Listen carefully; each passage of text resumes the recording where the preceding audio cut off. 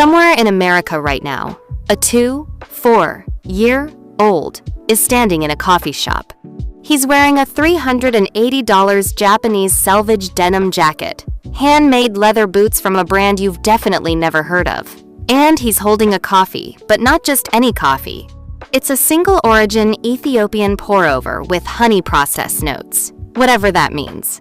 He looks incredible. He looks unhinged. He looks like he spent 3 weeks on Reddit deciding whether to buy those boots.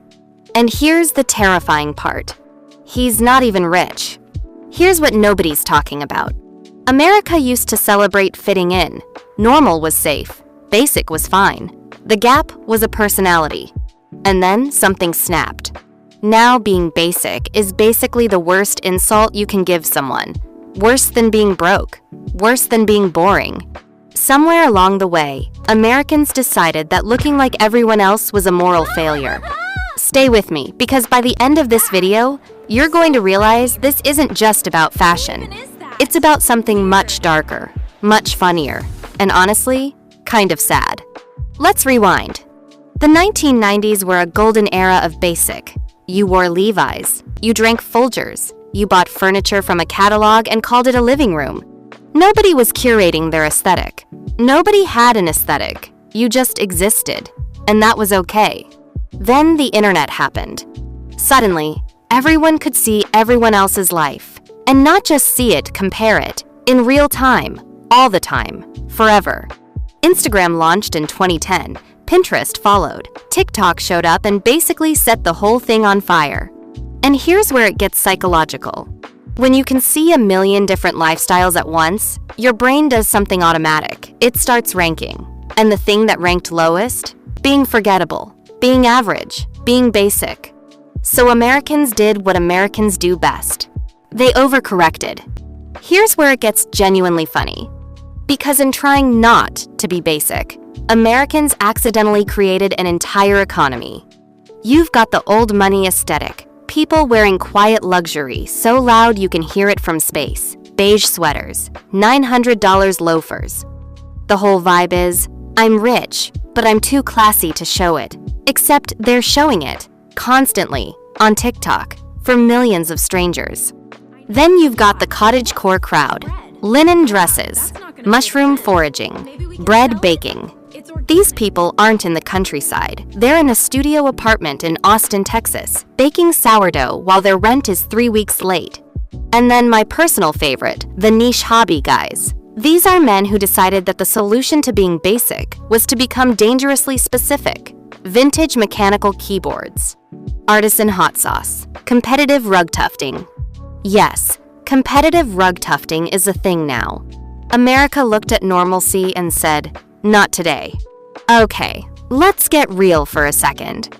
Why does being basic feel so bad? Why does it almost hurt to be called that? Because it implies you didn't try, that you just accepted the default, that you let the algorithm choose who you are. And in a world that is drowning in choices, not choosing feels like a character flaw. Psychologists call this distinction bias. The more options you see, the more your brain obsesses over tiny differences. You're not buying a coffee anymore. You're making a statement. You're buying an identity, a tribe, a story about who you are. That's why a $7 pour-over hits different from a $2 drip coffee. Same caffeine, completely different personality attached. And brands figured this out early. They stopped selling products. They started selling anti-basicness. Your sneakers don't just go on your feet. They signal that you know something others don't. Your tote bag isn't just a bag. It's a tiny essay about your values. Even Trader Joe's did this. Trader Joe's is just a grocery store. But walking out with those brown paper bags, that's a whole personality trait. America didn't become anti-basic. America became a nation of people desperately trying to prove they're interesting. Here's a number that should make you stop scrolling. Americans now spend more on personal aesthetics, clothing, home decor, niche hobbies, lifestyle accessories than they do on retirement savings. Let that land. People are broke, but they look fascinating. And now we arrive at the most delicious irony of all. The anti-basic movement has become basic. The vintage thrift store look, 6 million people have it. The minimalist apartment with the arch lamp and the boucle chair? It's in every single apartment from Brooklyn to Boise. The Stanley Cup? The Aesop soap? The New Balance 550S? Everyone who tried to be different ended up in the same aesthetic together. Just a huge group of unique people who all somehow look exactly the same. The internet gave everyone the same references, the same trends, the same hidden gems that are now not hidden at all. Being anti-basic became the most basic thing you could do. And if you're feeling personally attacked right now, good. That means you're self-aware. The worst thing is the people who aren't. Here's the part nobody wants to hear. This isn't really about fashion, or coffee, or aesthetics. It's about identity in a world that keeps telling people who to be. When everything is algorithm-fed, your music, your politics, your news, your relationships looking intentional, feels like the last act of free will you have left. If I chose these boots, if I curated this bookshelf, if I picked this exact shade of sage green for my walls, at least something is mine.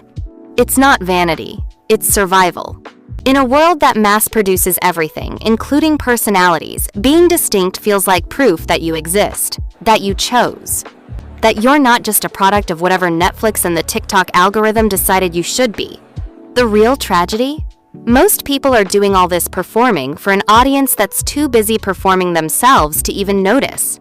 So here we are, a country of 330 million people, all desperately trying not to look like each other, spending money they don't have, building identities out of objects, curating lives instead of living them.